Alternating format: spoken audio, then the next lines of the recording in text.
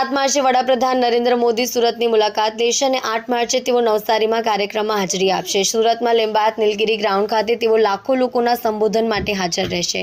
જ્યારે કાર્યક્રમ પહેલા તેઓ 1.5 કિલોમીટરના ભવ્ય રોડ શો કરશે અને હજારો લોકો તેમાં જોડાશે। સુરક્ષા વ્યવસ્થાની જાણકારી મેળવવા માટે ડીજીપી વિકાસ સહાય સુરત આવ્યા હતા। વડાપ્રધાન ખાદ્ય સુરક્ષા સંતૃપ્તિ અભિયાન કાર્યક્રમમાં હાજરી આપશે, જેમાં ગરીબ કલ્યાણ અન્ન યોજના હેઠળ 2 લાખ લોકોને મફત અનાજ વિતરણ શરૂ કરાવાશે।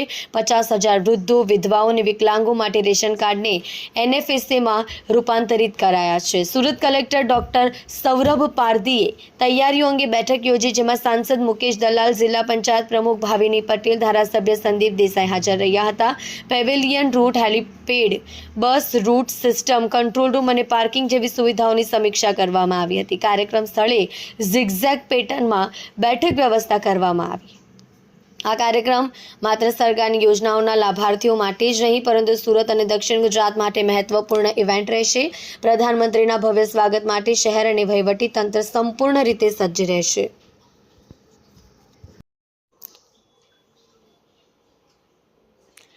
કલ્પેશ રાણાની સાથે જોતા રહો ન્યૂઝ 9 ગુજરાતી, સુરત।